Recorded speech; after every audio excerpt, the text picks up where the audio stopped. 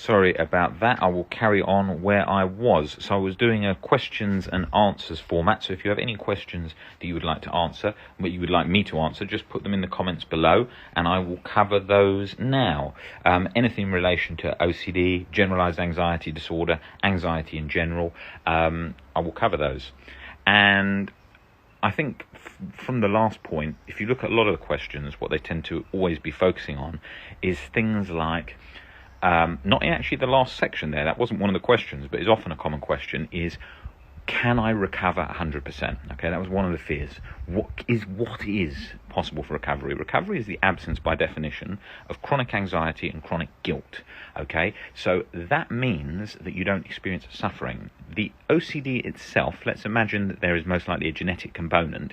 We can't change that, but the suffering we can. So therefore, it doesn't make much difference because you can't tell the difference. Like, look, whilst I'm on here right now, I can't tell the difference between my mind prior to OCD and now. Doesn't matter if there's genetically still OCD there. It makes no difference to me because the quality of life is the same as prior to OCD. That's all that matters. You don't need to be thinking, can I get 100% perfect? Doesn't matter. I can't tell the difference. That's all that matters. Any other questions you want me to cover on here, just put them in the comments below and I will cover those now. Another common question is, and as I was just answering before, is can medication get you the same result as from changing your beliefs and changing your thinking? No. It can help take the edge off a lot, but it doesn't get under those core fears and bring that much deeper peace. That deeper peace comes from working on changing our beliefs. That's what does it. That's what we have to practice. That's what we have to work on. That's what's going to make the most significant difference to your life. That is key. That is, I can't highlight that enough because there's so many things always talking about, meds fixing some chemical imbalance. That's not what it is. It helps take the edge off. It brings down anxiety symptoms, but it doesn't correct something in the brain that you can't change without changing your thinking. People think that's some myth where people think, I've got to take meds to correct this imbalance. And if I just work on my thinking, that imbalance won't correct. That is a myth. That is a load of nonsense from the past that is still circulated often today. Let's have a look here. Sensory motor OCD, please tell me about it. I will be back on here doing an Instagram live with Nick, who's got tons of videos on our YouTube channel covering sensory motor OCD in great detail. And I'll leave it to him to cover that because that's his area that he focuses on so much. And he'll be doing another webinar, which will be a good one for you to come to, all on sensory motor OCD, where he really goes into the depths of it, his own experience, being in a mental health hospital, feeling like he could never get out of it, to a position where it doesn't bother him barely much at all. So if you think about that, he's been working with me for about a year, I think now. And he goes into great detail about how he got to that position. And people like Paul Little that you see in the Facebook group, another great story from the real depths of sensory motor. And that's one that I had and found also extremely hard. That was one I thought I'd never recover from. It was one that used to sort of plague me during talking things, long before I was doing Instagram lives or anything like that. But when I used to own a gym and I used to do any sort of television work, I used to hate speaking because sensory motor would be just hammering away when I was speaking. So I'd be very locked up inside with that sort of OCD glaze where you're kind of checked out, completely locked up in OCD, and you're finding it hard to function. I was operating from that position. And Brianna Hubert as well, with sensory motor relating to her back, and she's covered that in detail on our YouTube channel, and she's here in the comments just there. Do you think engaging with religion helps in general? Varies from person to person. Religion is not going to help for OCD, and if anything, religion can often cause complications with OCD because we can get very caught up in that. So it's certainly not going to be something that's of a positive benefit, like, if I become religious, it's going to help me.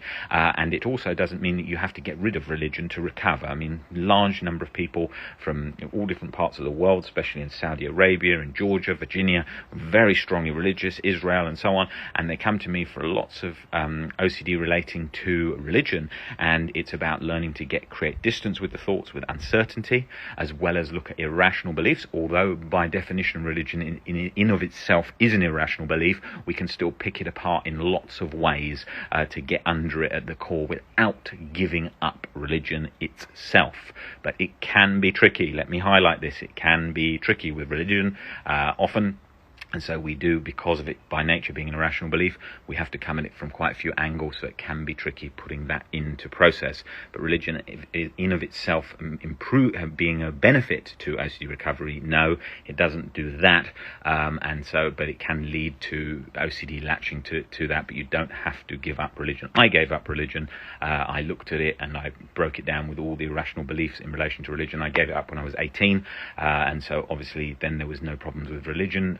When I looked at that, you don't have to do that. Some people do that. I was one who did that, and that led to me not being stuck with religious OCD anymore. And that's often a fear for people. I don't want to give up religion, and you don't have to give it up, but I just chose to do that by breaking down the irrational beliefs associated with it. Is it absolutely necessary to see a therapist or coach to manage OCD, or can I work on it myself? It's tricky doing it yourself. Look, I'm not trying to promote my services in relation to coaching. I'm just giving an honest answer of what it's like. Trying to recover from OCD on your own is tricky because there is quite a lot to it, and breaking down all the irrational beliefs in the various ways is hard to do on your own. With the reading, with the exposures, you can do it, but it is hard. So that's why it really does help if you have someone who's really knowledgeable about OCD that can help you in all those areas to start you off, get you going, because often we want to stay comfortable just scrolling our phone, doing stuff on our own, reading books. It's nice, comfortable, we can read a book in bed and so on, but it's so much more than that. Doing those exposures, pushing yourself, motivating yourself is difficult when you're doing it on your own. So it is a lot better to have someone who's really experienced in OCD to help you with that, and they've really got to know OCD. They can't just be somebody who's just sort of helped a few people with mild OCD, which is like a lot of the masses do, and on social media you see a lot of that. That doesn't help. You've got to have someone who really understands it. Let's have a look here.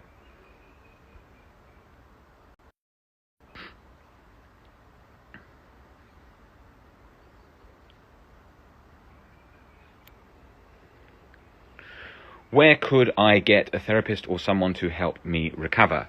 We provide coaching worldwide via Skype, via WhatsApp. We do that, and we also we do one-to-one, where I'm doing one-to-one coaching sessions with people wherever you're based, and we are also doing it in group calls that run each week, as well as the webinars, which are happening more or less every week now. So there's lots of options with that for a recovery plan, and so I can only speak of ourselves because I know what we do, and I don't know of other therapy centres that do it quite like what we do, the depth that we do, but there are lots of specialists in OCD that you can find around the world through Google, and of course with what we're doing, it's very hands-on, from understanding OCD, looking at everything available to OCD recovery.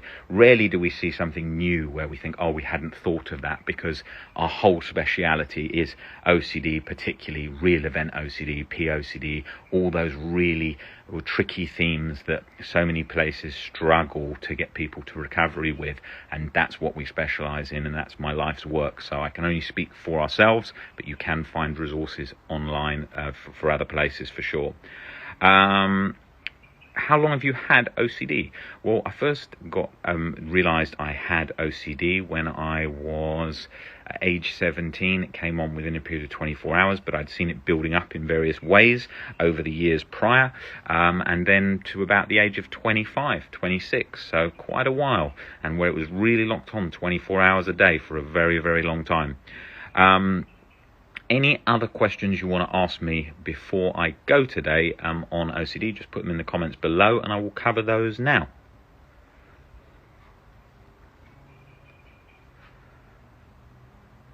Anything you want to know about OCD, POCD, ROCD, harm OCD, real event OCD, any of that stuff, I will cover it now, whatever it is. because we cover everything in detail on here. We don't like to sort of be bland and miss the main points. We like to go into every aspect of it in detail if we can. Fear underneath suicide OCD. The fear underneath suicide OCD is usually fear of death, or fear of upsetting family, fear of causing a sort of negative legacy, or fear of bringing shame to people, that kind of stuff. Those are the core fears. We will be covering that in detail in the acceptance webinar, that we'll be going into that in detail, because there's quite a few aspects, core fears fused around that, around the base of that fear. Fear of feeling sick and how to recover. So that can be obviously in relation to emetophobia, and it can be in relation just to a general feeling of sickness, the anxiety physical symptom. We've got quite a few videos on that, I think, on the YouTube channel, on the physical symptoms section. So if you go through that, you can find those. But yeah, it's usually in relation to fear of feeling sick, or fear of embarrassing people, embarrassing yourself, fear of the process, the act of being sick itself, fear of that, fear of the feeling, avoiding anything that could make you sick, food, anything in relation to that. So combinations of all those factors are usually there, and there's lots of ways that you can expose to that, and it's one that, with persistent exposure and breaking down the irrational beliefs, is one that's pretty easy to get in there once you know how.